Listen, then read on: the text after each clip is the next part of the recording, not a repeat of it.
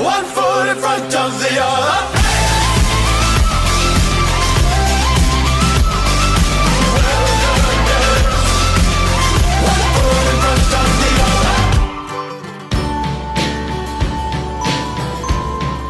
Hoxe en Padexando estaremos con Diego Romero, un campeón do mundo que loita para frear o coronavirus.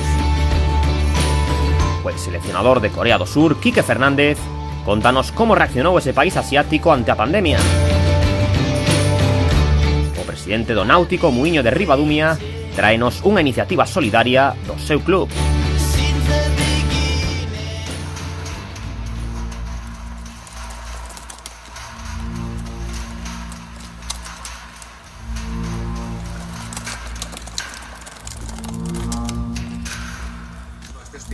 Senón tamén outros centros sanitarios de Vigo e de Pontevedra. Os soldados da Vilat están tamén facendo hoxe tarefas de recoñecemento en diferentes concellos galegos que prestan apoio á Garda Civil nos controles fronteirizos con Portugal.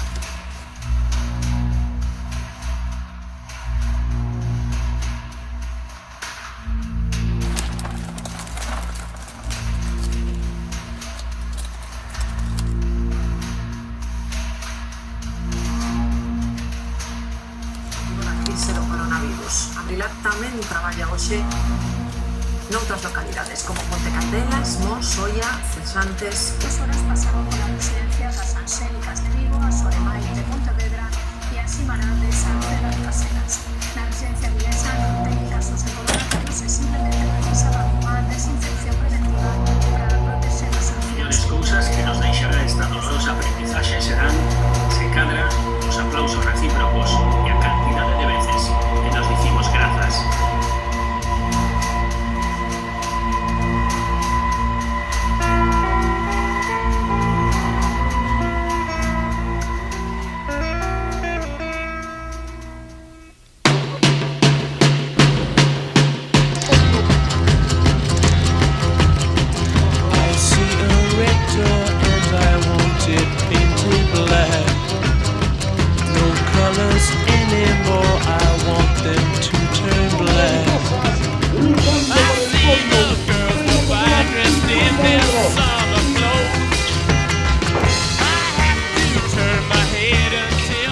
O traballo en sí pues, é a desinfección de centros de ancianos, de cárceles ou sitios así públicos ou privados que estén un pouco en risco, ¿no?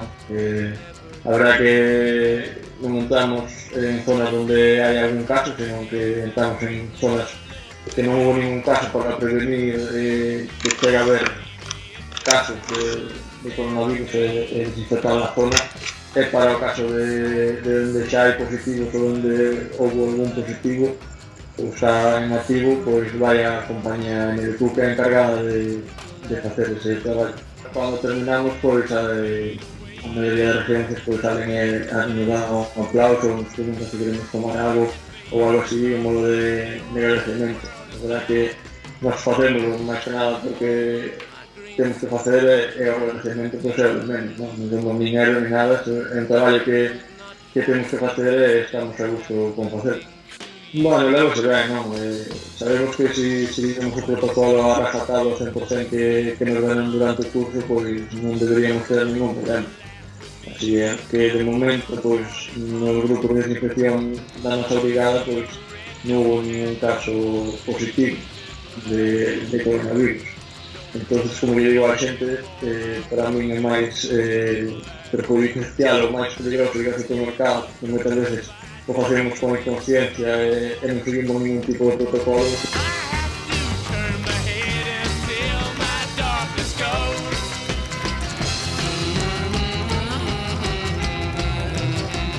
Ao ir traballando, vai ser un pouco máis ameno. Non estou encerrado nun piso, teño a sorte de vivir nunha casa e nunha horta e bueno, salir, fíxome bastante ameno o que é o confinamento este que durou os 2 meses por aí levaremos, entonces pues, bastante. Primeiro con o sentido común, non? É dicir, se vemos que outros podes ir en agua, intentar manter as distancias de seguridade que temos que levar e pouco máis, non? o máis importante. Si todos intentamos manter a distancia de seguridade e ainda que estemos na auga, non queda a mesma hora que os entrenar, non? Se eu veixo que é a 10 da mañá, pois me vou a entrenar ao Río Ulla e hai pois 50 personas, pois mañá pois, intentarei pois, ir ás 8 da mañá ou a outra hora que non hai tanta xente, non? Intentar poñerse de acordo porque neste mundo todos nos conocemos e evitar aglomeracións de xente na auga. Eu creo que falar de competición a estas alturas non sei a nivel autonómico, non? Porque a verdade que a nivel autonómico pois que as fases esas que propuso o goberno pois van a abrir rapidamente, pero creo que a nivel internacional xa este ano 2020 pois creo que prácticamente sería imposible, non? Porque estamos expostos a outros países que non van ao mesmo ritmo que vamos nós, porque empezaron co tema do COVID-19 un poquinho máis tarde e bueno, a nivel nacional pois é o mesmo, non?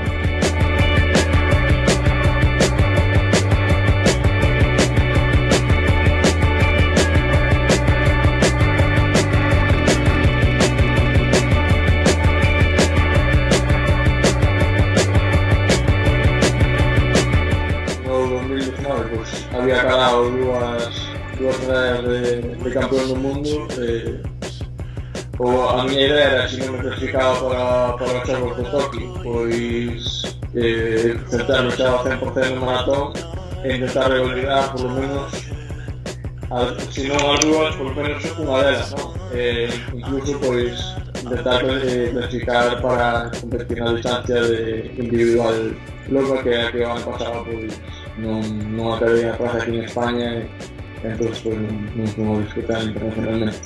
Cambiar o tema do piragüismo non debería cambiar moito porque vos xa sabedes de cando gravades que a distancia entre palistas pois é bastante grande, non?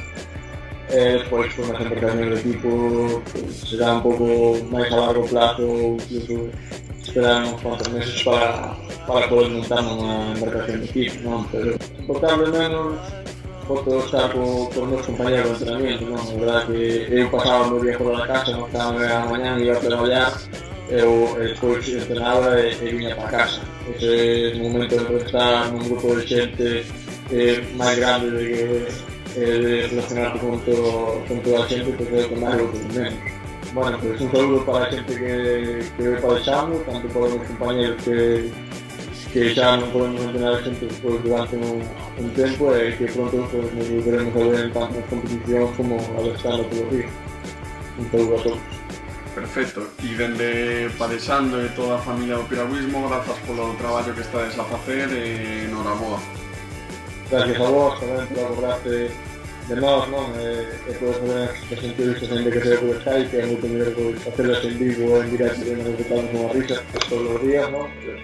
Sabemos que agora non se pode e gracias polo programa, que é un programa fantástico e polo menos as tardes dos domingos polo menos entreteño vendo o programa este de Mediaviña e recordando o que é padexar.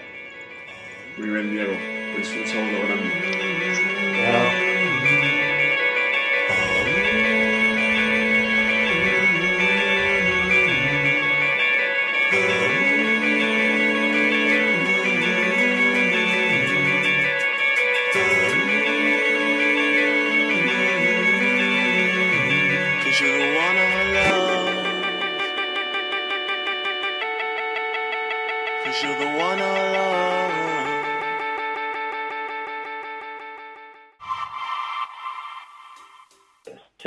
Xa rematou a miña etapa en Corea.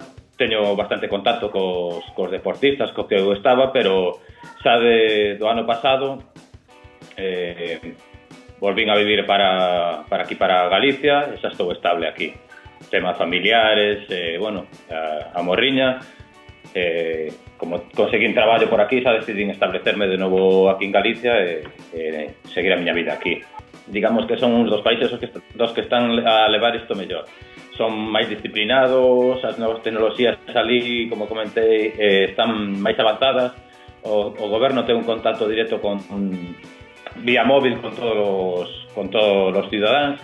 Casi semanalmente mandábache información sobre a contaminación, sobre o risco de guerra, facíanse simulacros de guerra. Eu lembrome de estar pola noite escoitar alarmas por toda a cidade ou no pueblo.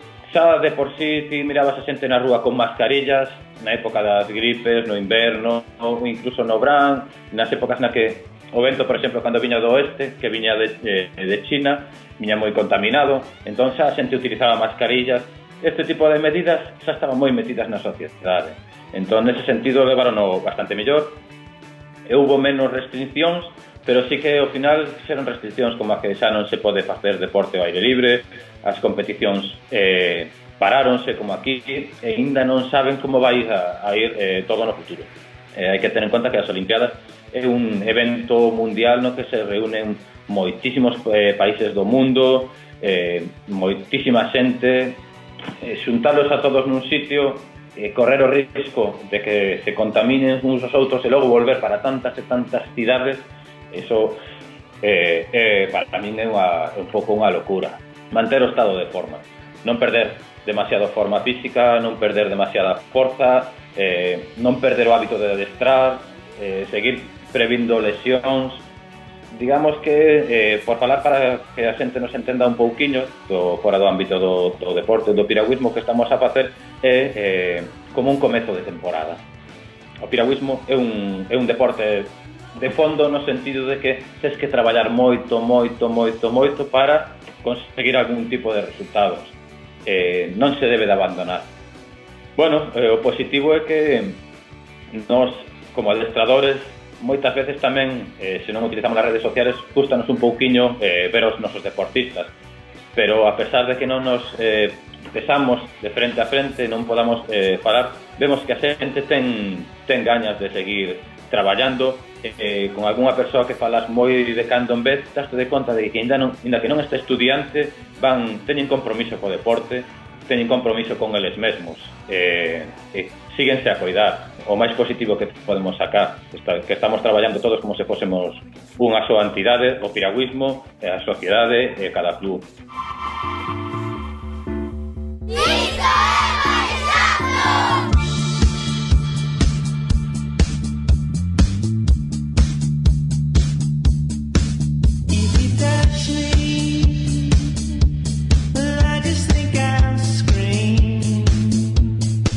A iniciativa xa foi un pouquinho, bueno, como xa podeches ver, promovida por Ángelo Cesures, e xa me chamara, estuve un pouquinho en contacto con nós, pero bueno, o paso definitivo, pois, realmente foi cando ese correo o transmiteu, o divulgou a Federación Gallega.